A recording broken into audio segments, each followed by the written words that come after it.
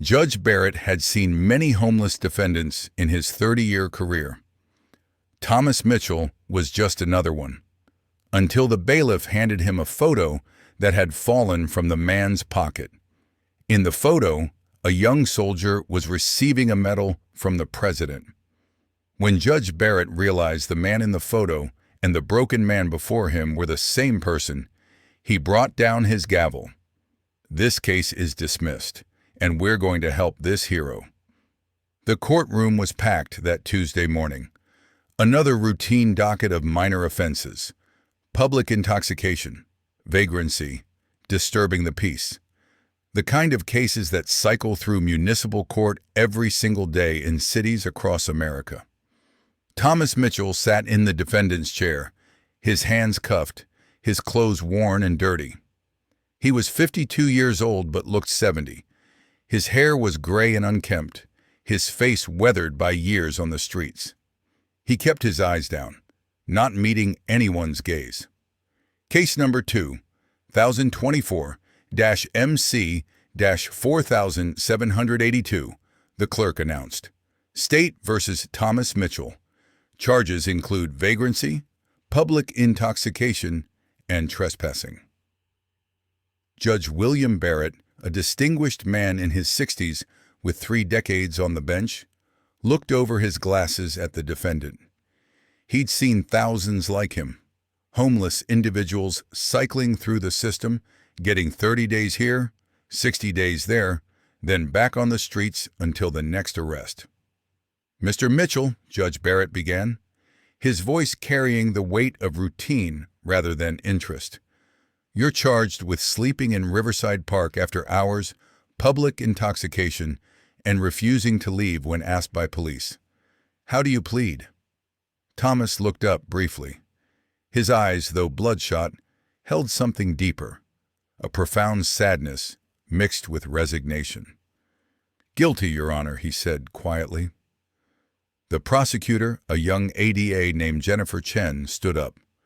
"Your Honor, Mr. Mitchell has been arrested 4 times in the past year for similar offenses. The state recommends 90 days in county jail." Judge Barrett nodded. It was standard. He'd probably issue 60 days with time served. Another homeless veteran would spend 2 months in jail, get released, and be back within weeks. The cycle never ended. "Does the defendant have counsel?" Judge Barrett asked. "No, Your Honor," Thomas replied. "I don't need one. I'm guilty. I sleep where I shouldn't. I drink to forget. His voice trailed off. That's when it happened. As Thomas shifted in his seat, something fell from his jacket pocket. A photograph, old and worn, fluttered to the floor. The bailiff, Officer Marcus Rodriguez, picked it up and glanced at it. His eyes widened. "Your Honor," Officer Rodriguez said, approaching the bench. "You need to see this." Judge Barrett took the photograph. It showed a young soldier in dress uniform standing in what was clearly the White House. The president was pinning a medal on his chest, the Medal of Honor, the nation's highest military decoration. The soldier's face was young, proud, strong. Judge Barrett looked from the photo to Thomas Mitchell. Despite the years, despite the wear, it was the same man. "Mr. Mitchell," Judge Barrett said, his voice suddenly different, "is this you?" Thomas looked at the photo, and for the first time his eyes showed life. "That was a lifetime ago, Your Honor." "Bailiff, uncuff this man immediately," Judge Barrett ordered. The courtroom stirred.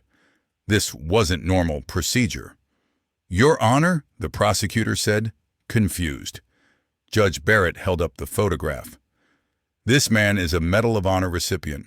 Officer Rodriguez, please help Mr. Mitchell to a chair, a proper chair, not the defendant's bench." As the bailiff gently guided Thomas to a regular chair, Judge Barrett continued examining the photo. On the back, in faded ink, were the words, "Sergeant, Thomas Mitchell, Medal of Honor Ceremony, 2006, for conspicuous gallantry in Fallujah, Iraq." "Mr. Mitchell," Judge Barrett said, his voice now filled with respect. "Can you tell us about your service?" Thomas was quiet for a long moment. The courtroom was completely silent. "2nd Battalion, 5th Marines," he finally said. "3 tours in Iraq. Fallujah it was hell, Your Honor." "The Medal of Honor," Judge Barrett prompted gently. "That's not given lightly." Thomas's hand shook slightly. "November 10th, 2004, Marine Corps birthday.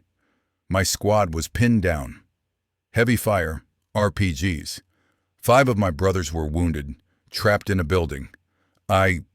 He paused, struggling with the memory. "I went back. 3 times. Carried them out one by one. Got hit twice, but I got them all out." A woman in the gallery gasped. Several people were recording on their phones. "And after you came home?" Judge Barrett asked. "Came home to nothing," Thomas said, quietly. "Wife couldn't handle what I'd become. The nightmares. The anger. She left, took the kids, lost my job, couldn't concentrate, couldn't sleep, started drinking to make the dreams stop, lost the house. Then," he gestured at himself, "this." Judge Barrett removed his glasses and wiped them, though they didn't need cleaning. It gave him a moment to compose himself. "Ms. Chen," he said to the prosecutor, "does the state wish to proceed with these charges against a man who received our nation's highest honor for valor?" The young prosecutor looked stricken. "Your Honor, I request that all charges be dropped." "Granted," Judge Barrett said immediately. Then he did something unprecedented in his 30 years on the bench. He stood up. "All rise," the bailiff announced, though everyone was already getting to their feet. Judge Barrett stepped down from the bench and walked to Thomas Mitchell. He extended his hand. "Sergeant Mitchell, thank you for your service, and I apologize for how our system has failed you." Thomas looked at the extended hand in shock, then slowly shook it. "Your Honor," a voice called from the gallery. It was David Pearson, a local attorney and Marine veteran. "I'd like to represent Sergeant Mitchell pro bono, if he'll have me." "I run a veterans shelter," another voice added. Maria Santos stood up. "We have a bed available immediately and counseling services." "I own a construction company," called out Robert Chen. "I've got work for any veteran who wants it. Good pay, flexible hours." Within minutes, the courtroom had transformed from a place of judgment to a place of support. People were exchanging phone numbers, making plans. Someone had already started a GoFundMe that was climbing past $1,000. Judge Barrett returned to his bench, but remained standing. "Sergeant Mitchell, this court failed you today. We saw a homeless man, not a hero. We saw a problem, not a person with a story. But that changes now." He looked around the courtroom. "I'm establishing a new protocol. Every defendant who appears before this court will be asked about military service.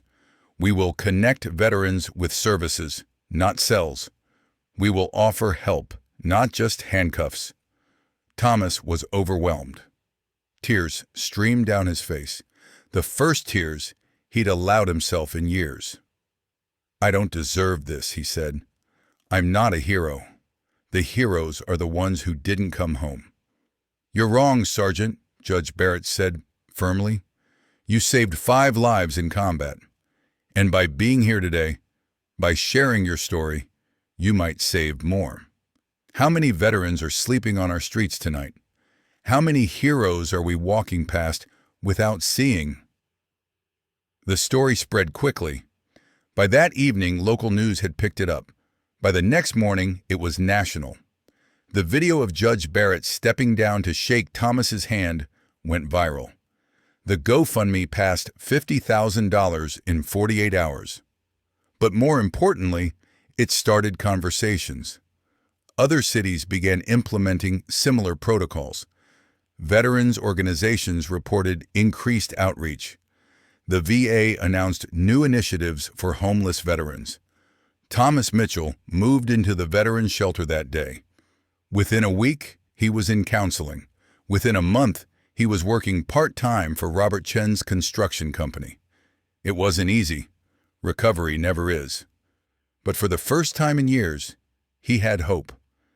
6 months later, Thomas stood before Judge Barrett again, but this time he was wearing a suit. He was clean-shaven. He stood tall. "Your Honor," Thomas said, "I wanted to thank you, not just for dismissing the charges, but for seeing me, for reminding me who I was." Judge Barrett smiled. "Sergeant Mitchell, you were always who you are.